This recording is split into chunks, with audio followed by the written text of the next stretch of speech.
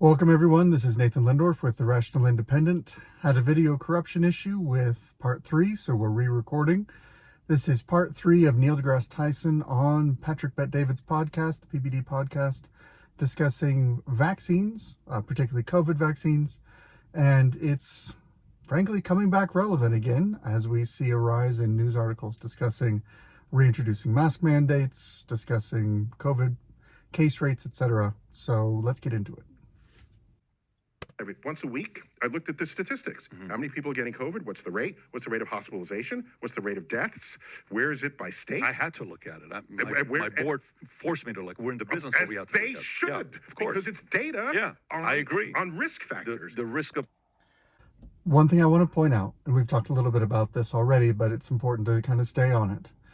When the left thinks that the science is in their favor, they will take this hardline approach of it's data. We got to follow the data. We got to look at what science is telling us and then do what the data tells us. Let's just put a pin in that for now. Of people's lives, Okay, for so sure. nothing is ever zero risk. Yeah, there's a risk that you'll grow a third arm in 10 years because the virus mutates within you. Should the individual not have the right to say, I don't want to take it because that's... You don't have the right to contaminate someone else. So the body language of that statement is amazing to me. It is so blasé. He doesn't even look at PBD when he says it. He points at him and just gestures and states something just as a flat authority. Let's hear that one more time. yes. Yeah, there's a risk that you'll grow a third arm in 10 years because the virus mutates within you. Should the individual not have the right to say, I don't want to take it because that's... You don't have the right to contaminate someone else. You don't have the right to contaminate someone else. Think about the implication of that statement. That is someone speaking from a perspective of governmental authority because he's advocating for government control of public behavior through these vaccine mandates. And he's saying that if there is a risk that your action could infect someone else, the government must take that risk away. So Micro with Dirty Jobs is a great thinker. I love the way that he looks at the world. And one of the things that he gets after is this idea of safetyism. The idea of safety first. Safety should not be first. If you live in a society where safety is first, you're going to live in a police state. You're going to put security above everything else, and that's going to completely rob you of most of the freedoms that make life worth living. Safety should not be first. Safety should probably be third, but that's a conversation for another day. That sentence that he's saying right there, that Neil deGrasse Tyson is saying, you do not have the right to make your own choice over your own body if you might infect someone else. That is a safety first mentality and enforced through government authority. That is an atrocious statement to take. Let's see if he can back it up. So if you don't want to get shot... Who says that, though? But who says that? It's a social contract in a modern civilization. I don't have public health. I don't have the right to contaminate someone else in... What do you mean? Like, so what do I do? Stay home all day? Yeah, or go to the beach. Yeah, you stay away from other old people who but you stay away from people who are immune compromised. So Neil, so for me, I'm asking you because I want to know how you process this as a guy that's well-read, smart. I process the data, and the data. We didn't have enough data, though. No, we didn't have enough data at any given moment. Yeah. PBD is basically saying, listen, how do you as a scientist approach this? And he falls back on that old adage, I follow the data. I think he follows the data insofar as it leads him to politically convenient conclusions. But I can point out, and will through this conversation, several places in which he is ignoring data that is inconvenient to his political outlook, his purpose. Yeah. There's data for you to make a decision at any given moment. Sure. The data is constantly getting better and better. Yeah. All right. So, all right, at any given moment, you say to yourself, okay, what happens to me if I get COVID? There's a chance I'll get long COVID. I'm certainly out for at least a week. And there's a chance I'll be hospitalized. And there's a chance I'll die. I take the vaccine. It mitigates this. basically entirely removing the chance that I'm going to die, essentially, at my age group. And I will accept the risk that in 5 years I'll grow a third arm. That's the kind of decision making that I make. So he just laid out a cost-benefit analysis the way he sees it. He lays out the potential downsides on one action and downsides on the other and says, this is the decision that I make.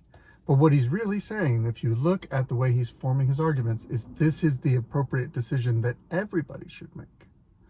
In other words, when PBD says, as an individual, I want to make the choice that I don't want the potential risks of the vaccine, Neil deGrasse Tyson is saying, that's the wrong kind of thinking.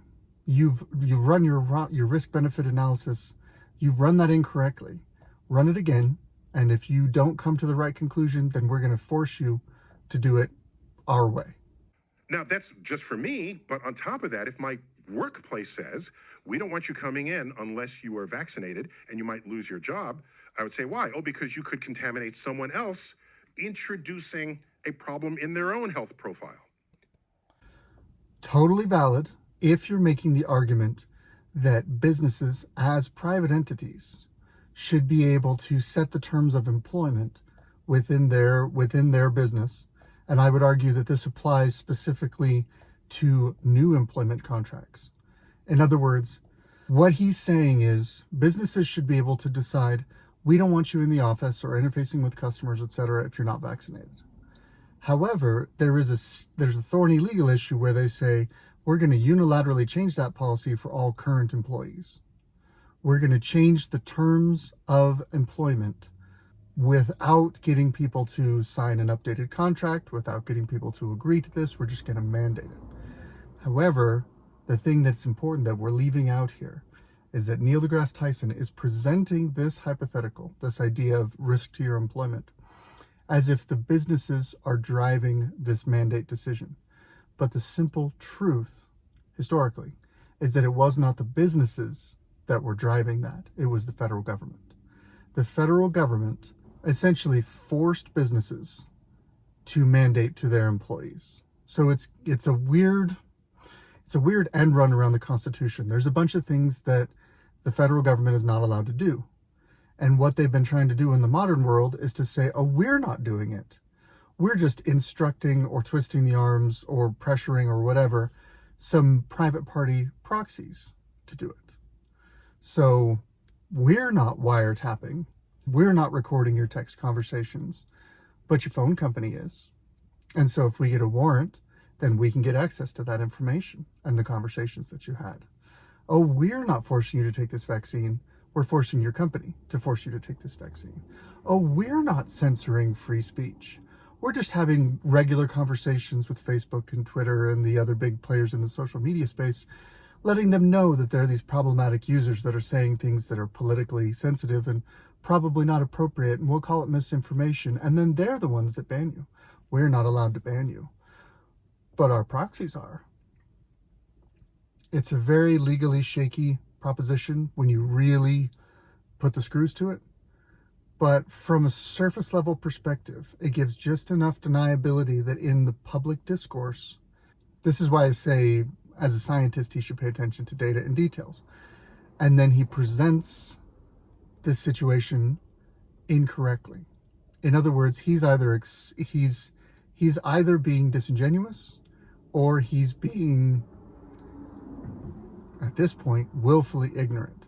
To present the idea of workplace vaccine mandates as if the workplaces are the ones driving those mandates means he's either incredibly ignorant, which I don't think he is. I think he's a smart guy, or he's intentionally misrepresenting the facts of what happened in the historical record in order to leave you with the wrong impression. That's what happens when someone gaslights. That's what happens when someone is arguing from bad faith. They're twisting facts. And once you twist the facts, it becomes easier to twist the logic. Let's go on a little further. That's the public contract. That's why workers wash their hands in the restaurant bathrooms by law. Yes, they're required to do so because you don't want poop germs in your dinner that they're preparing. because our evidence showed that that's one of the greatest places you can spread disease is in a restaurant with a central kitchen. So this is the, now you want a world where you can do whatever you want and have it influence other people. I'm not saying that. So that's a beautiful collection of sentences. And for two reasons. Let's break it down a little further. Last sentence first. He is recasting PBD's position to say he wants a world where he can do whatever he wants as an individual, no matter how it affects other people. That is a straw man. That is a case of taking your opponent's position, stretching it out to the absurd, and then pointing and saying, that's absurd. We can't do that. That's not an accurate restatement of what PBD is saying. But it's a classic tactic when you're debating and you're not acting in good faith to misrepresent intentionally, repeatedly, your opponent's position in order to make their position seem less sound, seem more ridiculous. The other thing that's impressive in just these couple of sentences is that he just likened government mandates, because again, he's talking about by law controlling behavior for the sake of public health. And what he's saying is the government is equally within its rights to institute food handling guidelines and to institute licensure of restaurants and the way food is handled and prepared in order to keep people safe and healthy, and all of the science associated with that and the way to manage the food supplies presented to people and prevent the unnecessary spread of disease. That we're able to, that the government is valid in doing all of that, and equally valid, call it a slippery slope, go all the way down to the other end of the spectrum. By the same reason, it is equally valid to have the government mandate that either you put something in your body that is an experimental medicine, or you're not allowed to work. That's why the growth of government power is so dangerous. That's why when conservatives push back on just a little bit of government control, just a new element of regulation, it's real reasonable. We're just going to go after this one little thing. Except that give it a few years, and now they're going after more. Give it a few decades, and now they're going after everything. If the government is allowed to mandate the medicine that you have to take in order to be a functioning member of society, what can't they do? If they are allowed to create circumstances where your employment and therefore the food that your children eat, the shelter that you live with it, is contingent on you obeying government mandates about what you do with your body, what medicines you take, what behaviors you engage in, how are we not adopting the Chinese social credit score system, where the government gets to control your access to transportation, to jobs, to money, to food, to everything based on how well you obey the regime? That's the logical progression that we're going down unless we get this to stop. You kind of are. I'm not saying that. All I'm saying is the following. Like, okay, for example, statistics. You know, have you seen the documentary Died Suddenly? Have you looked at it? No, I haven't. Okay. Well, This is a bit of a longer point. I'm going to let it run for a bit, and then we're going to wrap up. It's where's an interesting one. It's on. I don't know where it's at. You can find it I'll go somewhere watch it. online. Yeah, Okay. Mhm. it's got 30 million views. I think it's worth watching. Actually, would be curious to know what you say about it once you watch it. Mhm. The statistic then showed, like pre-COVID, you know, 29 people, athletes in Europe died suddenly from heart failure. Pre-COVID, pre-taking the mRNA vaccine. Okay, post-taking the mRNA vaccine last year, 1,500 people suddenly had heart failures in Europe, and 2/3 died. That's documented. That's not like it's a hypothetical, right? Okay, you read statistics like that, then one has the right to But say, just to be careful, you have to be careful how you speak information. So you Suddenly, he's careful about being meticulous and making sure that we don't overstate something. We're careful how we speak information, says the guy who's been gaslighting and misstating information the whole conversation. are describing two events okay? You're describing events that had a temporal relationship, okay? Before you've established a causal relationship. Just be clear that that's 100%. I'm not doing that. All I'm doing is the following. Here's all I'm doing. If somebody all of a sudden starts having a breakout, okay? A breakout of what? Meaning their skin starts breaking out. You're 26 years old. You never had a breakout. All of a sudden you start breaking out. And the doctor says, listen, man, what have you been doing differently? Well, listen, for the first time in my life, 6 weeks ago, I started doing DECA, steroids. Well, okay, that's why it implicates it, right? Okay. Hey, if somebody all of a sudden, is having a hard time sleeping at night, I'm having a very hard time. So let's watch your diet. Well, then they notice at 10:30 at night, you're having iced tea and, lemonade, and you add it with this. Well, listen, if we've been doing it for 6 weeks, that's why you're having a hard time. Just drop that. Don't drink that after 2 o'clock. I'm just making, saying, but all I'm saying is, what I want to know is I want to put everything on the table versus saying, no, there's one thing we can't put on the table, and that's the cause of the vaccine. We're going to break it right there, and this is going to be where we're going to end our part for this section. So PBD is making a very simple, straightforward point. He's saying that the authorities, the medical establishment, the scientific establishment, the political establishment, the authorities, as it's come to discussing the COVID vaccine, have taken the position to say, you are not allowed to even discuss the possibility that the COVID vaccine had deleterious side effects, had other things that were happening that were not intended, that were harmful. That's not even allowed to be part of the conversation, to the point where people who mentioned these things would be banned, to the point where there's a political commentary show that I follow that quoted what the CDC had said 2 weeks before, and they were banned because the establishment had decided that that CDC statement was no longer up-to-date information. So quoting the medical establishment within the context of this conversation was enough to get that show taken off the internet. That's crazy. And it's interesting to me, the idea that there are harms related to these high-level athletes is an interesting scientific factor and one worth exploring, because I think there's a little bit of meat to that. That is likely a circumstance that we need to weigh the risks of pros and cons. If you're in a tranche of the population where you are very low risk for COVID, i.e., you're in your mid-20s, you are very physically fit, you are slender, you have no comorbidities, are we still going to mandate that you take a vaccine that appears to disproportionately harm people in your demographic?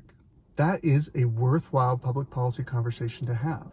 As we go on into the next part, we'll see Neil deGrasse Tyson is not interested in having that conversation or even taking it seriously. So we'll dig into that a little further as we go along. Thank you all for your time and your attention. This concludes part 3. 2 more parts, and then we'll wrap this whole thing up. Good luck out there.